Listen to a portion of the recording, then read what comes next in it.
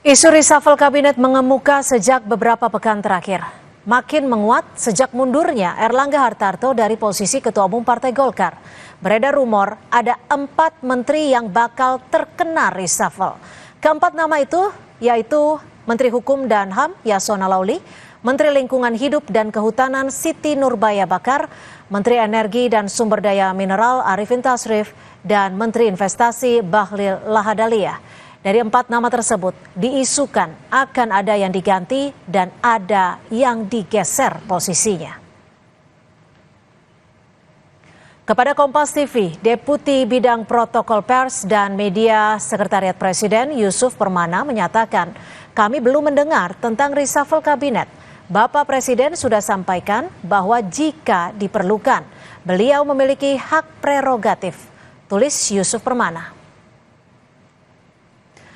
Isu perombakan kabinet menguat kembali, padahal masa pemerintahan Presiden Jokowi tinggal tersisa 2 bulan lagi. Apa urgensinya?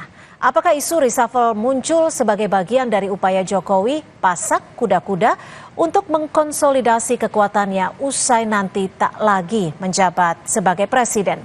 Sudah ada politisi Partai Gerindra Immanuel Ebenezer, juru bicara PD Perjuangan Ciko Hakim, dan juga pengamat politik dari Lingkar Madani Indonesia, Bang Ray Rangkuti yang sudah bergabung di studio. Terima kasih Bang Ray. Sama-sama. Selamat sore Mas Ciko, Bung Noel, terima kasih sudah bergabung bersama kami.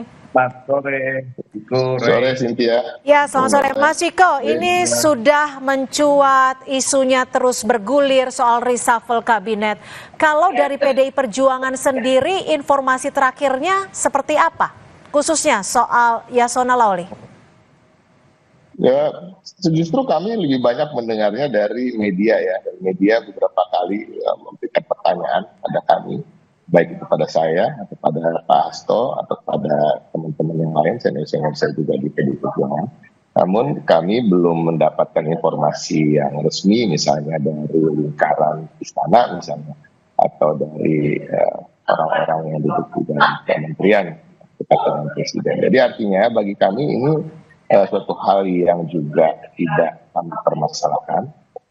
Kami tentunya senada dengan semua apa yang disampaikan oleh beberapa tokoh lain tadi, bahwa memang hak untuk mencopot menteri, melantik menteri, menunjuk menteri, atau mengganti menteri itu adalah hak presiden.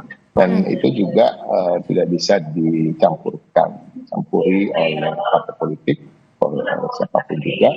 Dan presiden tentunya memiliki pertimbangan-pertimbangan khusus apabila ini dilakukan. Namun tentu dalam waktu yang begitu singkat di akhir masa jabatan, kami harapannya bagi partai politik khususnya PDI Perjuangan, ya. Apabila tapi gini Mas Ciko, maaf saya potong. Jika menurut Anda tidak masalah, tapi menurut Anda urgensinya ada tidak? Ya, ini yang saya mau lanjutkan adalah itu, bahwa bagi kami dalam waktu yang begitu singkat, 2-3 bulan ke depan, harapan kami bergantian menteri ini adalah untuk meningkatkan kinerja atau meningkatkan sumbangsi atau kerja-kerja yang terkait dengan kesejahteraan rakyat. Kita tahu permasalahan-permasalahan utama kita sekarang adalah permasalahan ekonomi bagi masyarakat. Kita tahu harga bahan pokok yang begitu tinggi, kita tahu kesulitan mahasiswa-mahasiswa kita untuk membayar uang kuliah misalnya. Kita tahu juga begitu tingginya dolar terhadap rupiah dan sampai hari ini turun-turun. Nah, ini yang seharusnya menjadi prioritas. Tapi kembali lagi, dan kalau ada pertimbangan-pertimbangan lain yang tidak terlihat oleh kami, oleh masyarakat, ya itu kembali lagi adalah hak seorang presiden. Oke, saya ke Bung Noel. Bung Noel, ini kan ada rumornya presiden mereshuffle untuk mengakomodasi Prabowo atau Anda melihatnya betul tidak seperti itu? Ya, kalau ditanya mengakomodir Prabowo, emang Prabowo apa? Orang baru jadi presiden nanti, udah jadi presiden kok dia. Tanggal 20 Oktober nanti tinggal dilantik, apa yang mau diakomodir lagi? Itu loh, dia sebagai presiden hari ini secara de facto. Itu nanti 20 Oktober secara definitif sah dan dilantik. Nah, persoalan pergantian dan reshuffle kabinet kan tadi sudah disampaikan oleh Pak Presiden ya, Pak Jokowi. Itu tergantung kebutuhan. Kedua, disampaikan lagi bahwa ya saya punya hak prerogatif. Dan 3 yang nggak kalah penting, terkait reshuffle itu sudah ada di meja presiden. Jadi siapapun diganti dia tinggal ganti aja sih. Gitu. Nah, kebutuhannya apa? Pertama itu, kedua, rasionalisasi untuk mengganti juga apa? Apalagi dengan last minute pemerintahan begini ya. Ya, kemudian ada rumor-rumor tadi yang disampaikan misalnya Kak Pak Yasona Lawli. Ya. Kemudian ada sebetulnya ada lagi siapa tuh siapa Menteri SDM ini si Arifin Tasrif kalau nggak salah itu. Kalau saya malah 3 yang selama Menteri Kehutanan tadi apa Siti Nurbaya, Ya. bukan Bahlil. Kalau Bahlil memang pasti ada pergeseran doang, bukan reshuffle. Tapi yang rumor di luar itu kan 2, Arifin Tasrif sama Yasona Lawli yang kita dengar. Ini sepertinya isu ini apa hanya mengeskalasi konflik antara Bu Mega dan Pak Jokowi. Dan kita tidak mau terjebak dengan eskalasi-eskalasi yang ada di luar sana. Makanya kita tidak mau apa fokus pada persoalan itu. Kita fokus nanti 20 Oktober bagaimana proses transisi ya dari Pak Jokowi dan Pak Prabowo itu berjalan dengan lancar. Itu Tapi kalau Anda menyebutnya eskalasi konflik Bu Mega dan Pak Jokowi, tapi kan Bu Mega sudah bilang bahwa hubungannya baik-baik saja. Baik-baik dari mana? Gini, soal hal itu cuma Bu Mega yang tahu gitu loh. Soal pernyataan Bu Mega hanya Bu Mega yang tahu. Tapi faktanya kan ketika diundang untuk upacara ke IKN kan faktanya Bu Mega nggak mau.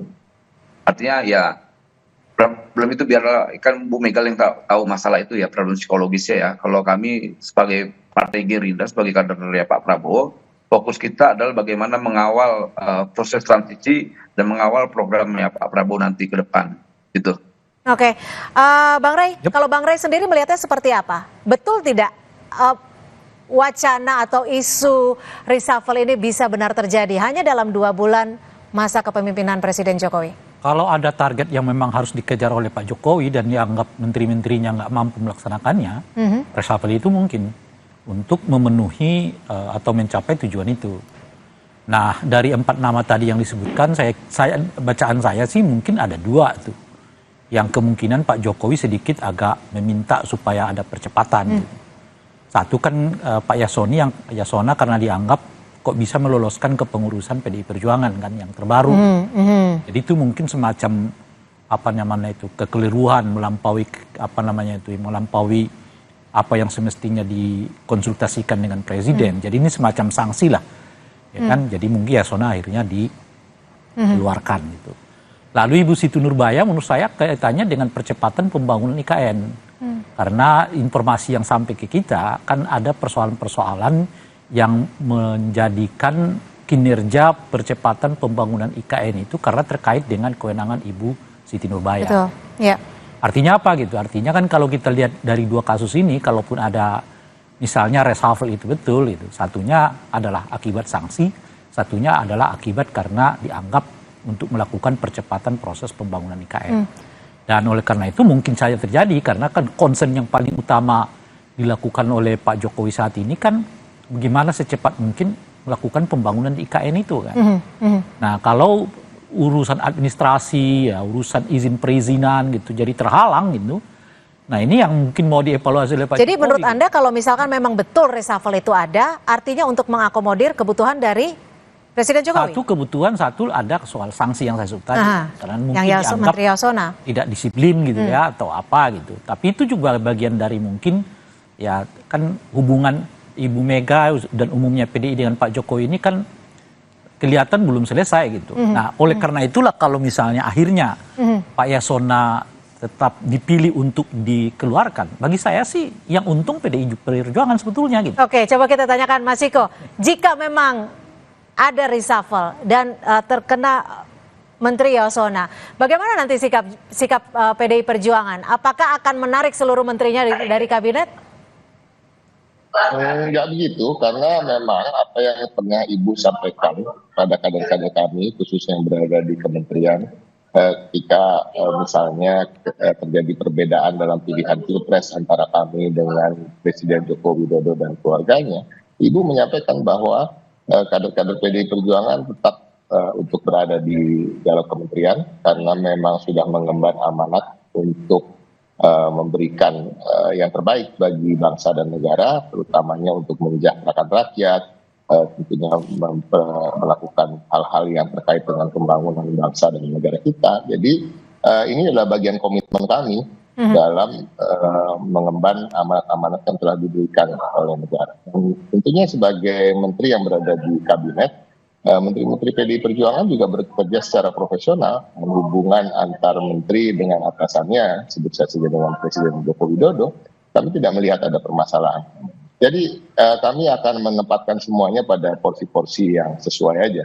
Bahwa apabila memang ada reshuffle misalnya, itu adalah hak prerogatif Presiden. Apakah ada persyaratan untuk dibicarakan dengan partai politik misalnya untuk mereshuffle menteri? Saya rasa nggak harus ada.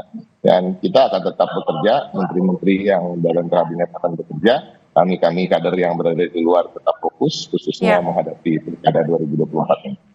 Oke, Bang Noel, tadi mungkin bisa ditanggapi. Kalau tadi Bang Rey juga menyebutkan bahwa mungkin saja ada sanksi sehingga akan berdampak pada Menteri Yasona atau kebutuhan untuk mempercepat pembangunan IKN dan yang mungkin saja berdampak pada Menteri Siti. Bagaimana menurut Anda? Ya, kalau soal Bu Siti Nurbaya ya mungkin aja ya, karena kita lihat terkait izin kehutanan dan sebagainya kan terhambat di Kementerian Kehutanan. Di sisi lain proses pembangunan percepatannya kan harus berjalan agar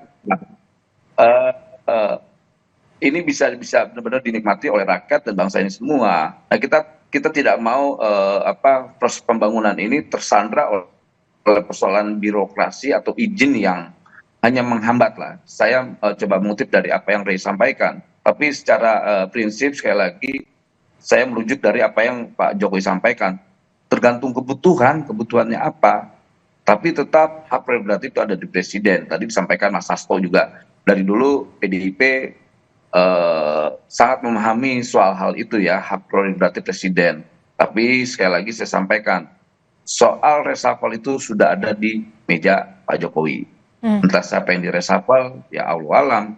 Entah Pak Yasona, atau Bu Siti Nurbaya, atau Arifin Tasrif, atau Bahlil, atau siapalah. Gitu. Jadi 5 saya nih, bukan 4.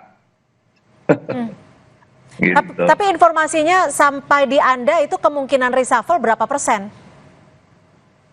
Ya, saya di atas 50 lah. 50-nya berapa, kalau sampai 51% itu kan berarti udah benar tuh. Tapi akurasi untuk reshuffle ini saya bisa sampaikan di atas 99%. Untuk menteri-menterinya, betul keempat menteri tersebut yang sempat disebutkan tadi? Ya, kebutuhan tadi, jawaban tetap pada kebutuhan Presiden. Tingkat kebutuhannya apa? Gitu loh. Tapi sekali lagi, reshuffle itu sudah ada di meja Pak Presiden. Atas meja Pak Presiden. Bang Rey, jika disebut kemungkinan reshuffle di atas 50%, menurut Anda dan ada kemungkinannya itu yang tadi disebut Menteri Yasona, seumpamanya itu terjadi, siapa figur yang kira-kira akan menggantikan Menteri Yasona? Ya kan sudah beredar juga di masyarakat ya. Saya kira bukan, kalau dalam konteks ini menurut saya sih Presiden nggak terlalu pusing siapa yang menggantikannya kan. Nah yang menarik ini menurut saya adalah seperti apa nanti hubungan Pak Jokowi dengan PDI kalau kemudian Yasona gitu. Itu yang saya sebut tadi, itu kalau kemudian Yasona dikeluarkan, apalagi bersamaan dengan itu Nasdem juga dikeluarkan itu artinya keuntungan besar bagi PDI Perjuangan. Kenapa saya katakan begitu tuh? Pertama, kan sejak dari awal kita dengar tuh, sejak ada semacam perbedaan sikap antara Pak Jokowi dengan Ibu Mega lah ya, dan PDI lah secara umum, ada keinginan yang kuat untuk menarik menteri-menteri. Cuma kan saat itu dianggap nanti terlalu apa yang dianggap kita ngambek atau apa gitu. Akhirnya dibiarkanlah menteri-menteri ini kan. Tapi keinginan kuatnya itu menariknya gitu. Itu pertama. Nah ini ada pintunya. Ini kan seperti Pak Jokowi yang berbeda sikap dengan PDI. Kan orang menunggu nih PDI mau berhentikan apa enggak gitu. Sebab kalau ya diberhentikan yang untung itu Pak Jokowi gitu loh. Sementara imbasnya nanti ke PDI Perjuangan sama dengan Gibran. Nah mungkin situasi itu yang sedang ditunggu oleh PDI. Jadi kalau akhirnya Pak Jokowi yang mengeluarkan anggota kabinet dari PDI Perjuangan gitu, imbasnya nanti ke Pak Jokowi. Oh ternyata Pak Jokowi yang masih menyimpan gitu loh Pak. PDI-nya sih legowo gitu. Bahkan boleh jadi setelah Pak Yasona ditarik, PDI bisa narik semuanya. Oke, kita Karena lihat itu justru nanti. pintu baginya. Kalau ditarik semuanya, bisa linglung. Kan ada 3 tuh setidaknya. Yang lain dari Menteri PDI Perjuangan. Bisa linglung Pak Jokowi. Oke. Nah, oleh karena itu saya katakan yang untung adalah Pak PDI. Sebab kemudian kalau Yasona ditarik, 3 yang lain ditarik, Pak Jokowi harus buat reshuffle berikutnya. Itu artinya 1 bulan menjelang pelaksanaan. Akan sulit ya. Artinya soliditas partai, soliditas kepemerintahan nggak akan terjaga dalam situasi yang seperti itu. Baik, kita nantikan seperti apa. Tapi kalau dari Presiden dibilang tanggal 14, 15 tidak mungkin ada reshuffle. Tapi nanti kita lihat akan seperti apa. Terima kasih Bang Rey dan terima Sama-sama. kasih juga Mas Ciko Hakim.